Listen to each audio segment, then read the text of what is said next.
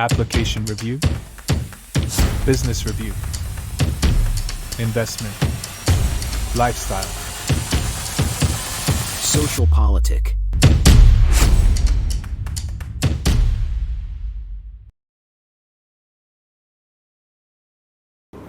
Halo Bapak Ibu, saudara-saudari sekalian, lovers and haters, salam cerdas Indonesiaku. Jumpa lagi kita pada kesempatan kali ini.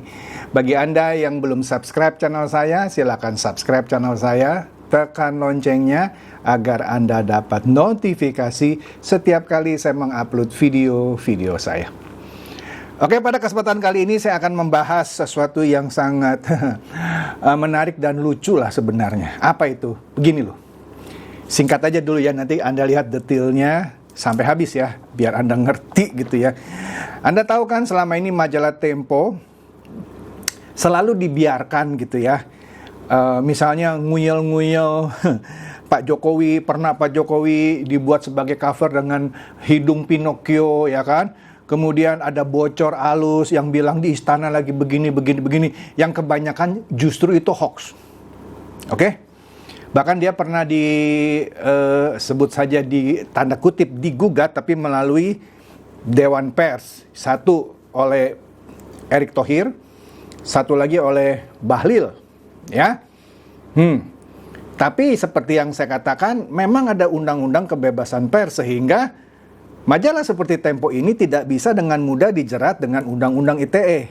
Beda kalau saya yang bicara sebagai orang pribadi yang bukan pers, mungkin dengan mudah saya dijerat dengan Undang-Undang ITE, tapi pers ini sepertinya punya kekebalan hukum. Nah, sekarang sedang digodok di DPR satu undang-undang yang sebut saja merevisi tadi yang kebebasan pers itu, ya. Ya, nantinya pers itu tidak bebas lagi. Jadi bisa saja kalau membuat hal-hal seperti itu ada pidananya mungkin. Saya nggak lihat detail ininya pasal demi pasal. Tapi itu ntar Anda akan lihat. Menariknya, siapa yang justru paling getol mau menggolkan satu mekanisme yang tanda kutip disebut-sebut mengekang kebebasan pers. Bukan Gerindra, bukan PAN, bukan Golkar, tapi PDIP. Justru PDIP inilah yang selama ini dibela sama Tempo. Ganjar juga dibela sama Tempo. Tapi justru PDIP ini yang paling getol. Nah, ini menarik. Nah, makanya ya, jangan di-skip kalau nonton video saya. Oke, seperti biasa yang ringan dan yang lucu dulu nih ya. Kita lihat nih ya, cepet-cepet aja nih. Metro TV menayangkan suatu berita bahwa Ganjar Pranowo mengaku tidak merasa dendam atau marah kepada Jokowi. Bullshit lah. Saya tahu lah dia dendam dan marah. Karena di dalam beberapa kampanye, dalam beberapa acara, dia seperti nyinyir. Misalnya, dia melontarkan misalnya kuis ya. Tapi dia bilang, nggak ada sepeda ya. Itu kan nyindir Pak Jokowi. Jadi bagaimana bilang nggak ada dendam dan tidak ada marah? Ya oke lah, kan namanya politikus ya. Lanjut. Nah, ini menarik juga. Baru-baru ini ada anggota DPR dari fraksi PDIP. Ya, namanya Hugua. Hugua.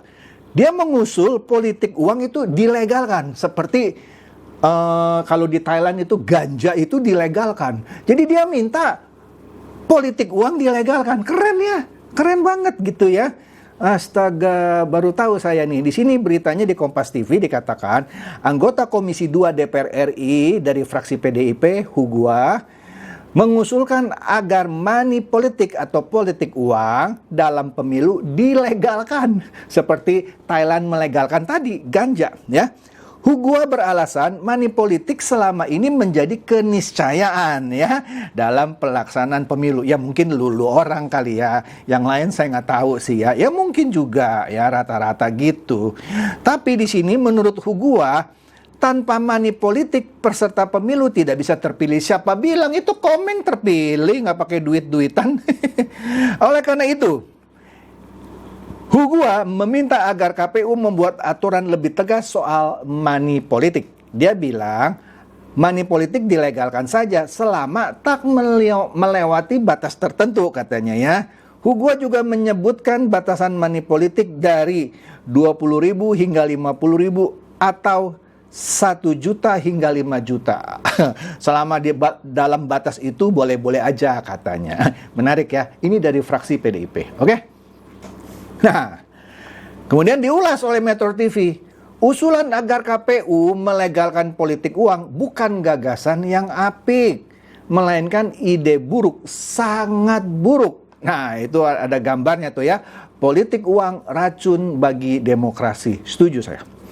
Kemudian Metro TV juga mengulas lagi bahwa mewajarkannya, maksudnya mewajarkan politik uang artinya memupuk korupsi, membiarkan calon-calon koruptor, dan menyuburkan kandidat penggasak uang rakyat. Iyalah, lu bagi-bagi duit, lu jadi anggota DPR, ya tentu duit yang lu bagi-bagi mau kembali dong.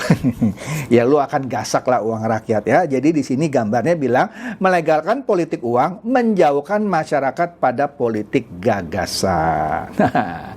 Oke, nah ini kita masuk. KBR atau kantor berita R inilah ya apa gitu ya. Mencuit di Twitter ada pasal-pasal dalam draft revisi undang-undang penyiaran dinilai membahayakan kebebasan pers dan tumpang tindih dengan undang-undang pers, ya kan? Tumpang tindih nih ya. Apa dampaknya bila pasal-pasal kontroversial di rancangan undang-undang penyiaran dipertahankan?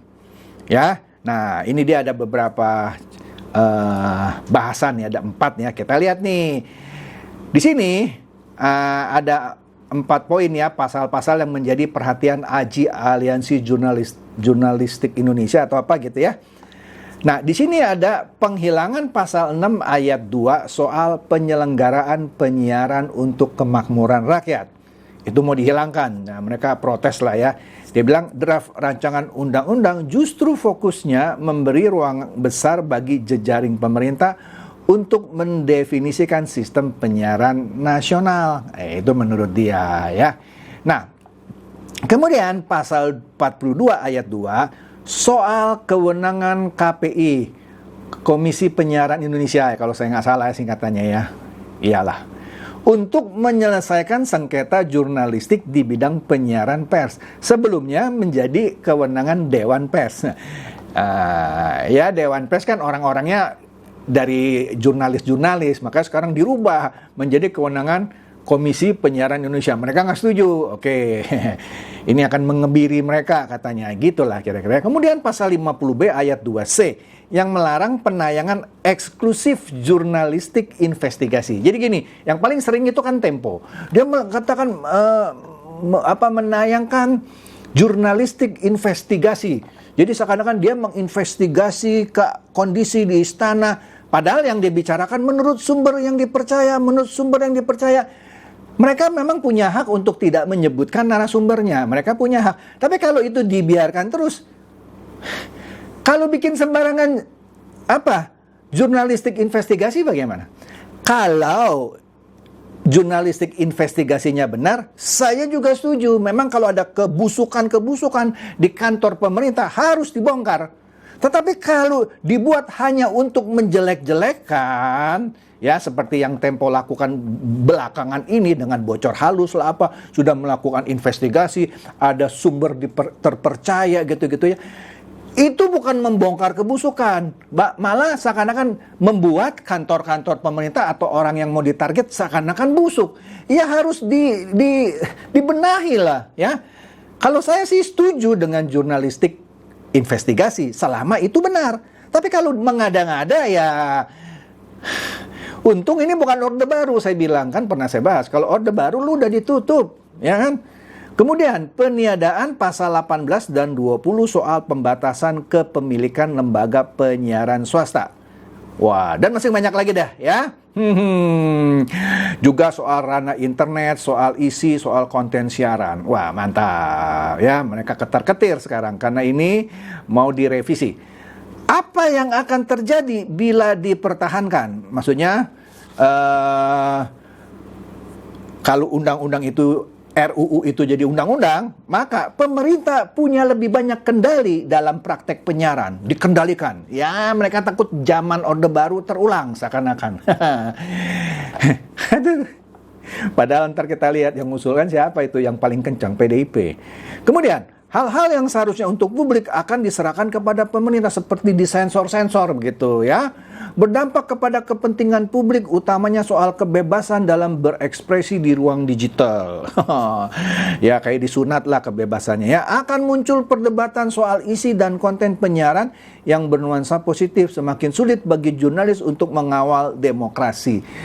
Setuju juga saya kalau sensornya terlalu banyak, betul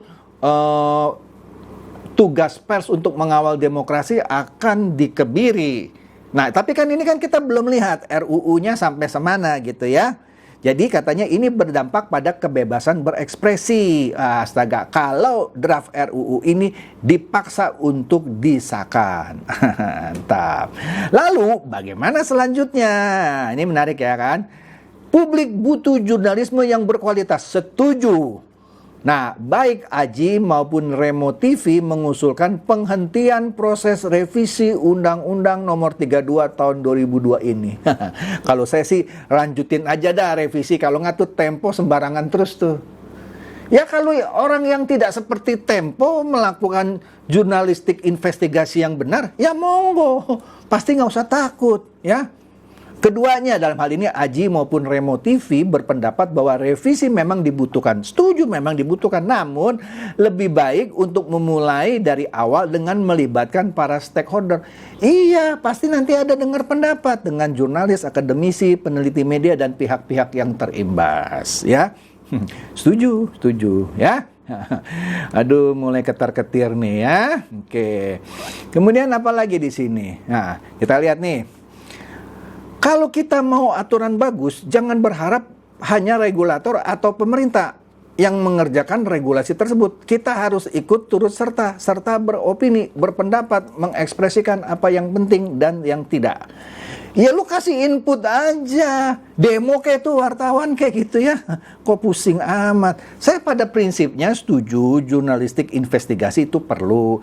Apalagi nanti misalnya di zaman pemerintahan Prabowo Gibran. Tentu Prabowo Gibran mau kementerian bersih dong. Nah, kalau persnya itu bisa diandalkan melakukan jurnalistik investigasi yang benar, bahkan membongkar korupsi, pers itu berjasa, pers itu berguna, tidak perlu dibatasi. Tetapi kalau seperti Tempo yang boten-boten gitu ya. Nah, itu yang harus dibumi hanguskan menurut saya, ya. Nah, sekarang baru tahu kan? Nah, lanjut.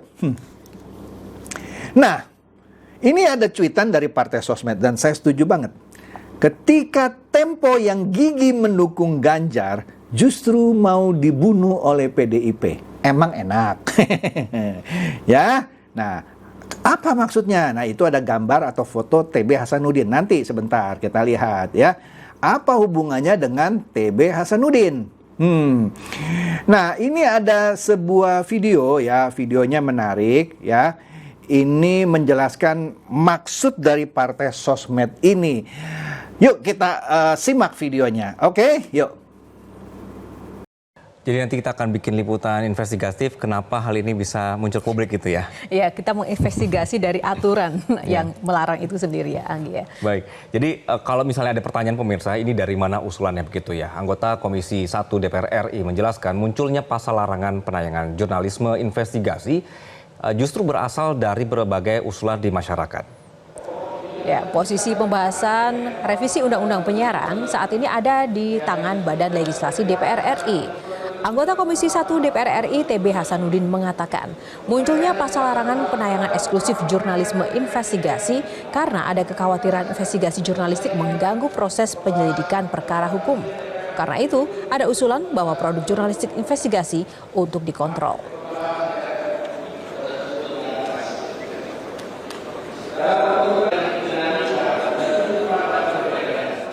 Investigasi jurnalistik itu masih kita diskusikan ya. Ada beberapa bagian yang menyarankan sebaiknya dikontrol oleh KPI Mengapa? Alasannya mengapa? Karena kalau ya investigasi jurnalistik itu misalnya ada yang beririsan dengan materi penyidikan yang sedang dilaksanakan oleh aparat penegak hukum, maka sebaiknya itu sedikit cooling down. Nah, lalu bagaimana materinya? Ya diatur dalam aturan KPI. Ya, saya sendiri setuju tidak usah ada pembatasan itu. Ya, biarkanlah masyarakat yang mengontrol. Tetapi tentu kami juga harus mendengarkan beberapa baik positif dan negatifnya dari hasil investigasi itu. Itu kira-kira. Tapi dalam prosesnya di tingkat Komisi 1 ada yang menolak juga nggak Pak sebetulnya dari penyiaran ini? Ya ada yang pro dan kontra, dan itu nanti kita finally akan kita bahas dan akan kita diskusikan di Balik. Anda dengar tadi ya, Pak TB Hasanuddin, anggota Komisi 1 DPR RI menjelaskan alasannya kenapa itu harus dikontrol oleh Komisi Penyiaran Indonesia. Dia memberikan contoh, misalnya ketika ada proses penyidikan hukum ya, yang harusnya tidak boleh menjadi konsumsi publik. Iyalah, orang lagi menyidik ini cawe-cawe ini pers gitu ya. Jadi kan kacau tugas penyidik itu, maksudnya Pak TB Hasanuddin. Makanya itu harus dikontrol, walaupun dia bilang kami sendiri sebenarnya tidak mau mengontrol, tapi masyarakat kan memberikan masukan. Rasain loh, oke? Aduh, oke lanjut nih. Metro TV ya mempertegas di sini anggota Komisi 1 DPR RI dari fraksi PDI Perjuangan, Tubagus Hasanuddin, menjelaskan bahwa penayangan jurnalisme investigasi harus dikontrol oleh Komisi Penyiaran Indonesia. Kalau dulu kan oleh Dewan Pers, ini Komisi Penyiaran Indonesia. Aduh, mungkin kalau oleh Dewan Pers itu kan yang ngawasin kan sesama jurnalis. Jadi ya mungkin nggak keras. Nah, ini harus KPI gitu mungkin itu kan. Saya bisa ngerti lah maksudnya. Aduh. Kasihan nih Tempo nih ya. Nah, Tempo mulai nih bersuara. Revisi Undang-Undang Penyiaran menuai kritik. Sorotan utamanya adalah soal larangan tayangan eksklusif jurnalistik investigasi. Ya pasti dia paling berkoar dong, karena paling banyak melakukan eksklusif tayangan eksklusif jurnalistik investigasi. Kalau dulu-dulu sih ya, saya sangat senang loh sama Tempo loh ketika dia melakukan jurnalistik investigasi.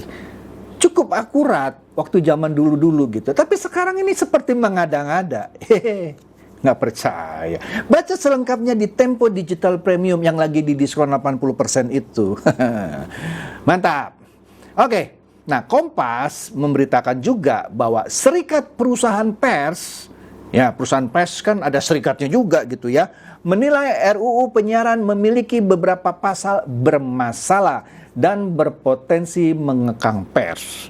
Jadi pers juga demo tuh, Anda lihat tuh ya, demo itu kayaknya mungkin tebakan saya wartawan lah ya, atau jangan-jangan seperti demo-demo bayaran. Tapi udahlah, kita positive thinking aja ya, bahwa ini yang demo itu mewakili perusahaan pers ya.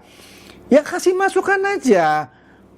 Seharusnya kalau dikontrolnya begini, jangan begitu. Nah, dinegosiasikan ya.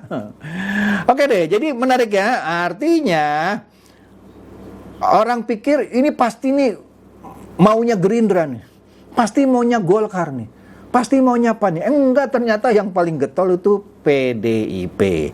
Itu kata berita loh, saya cuman mengulas ya. Jangan marah sama saya lu coy.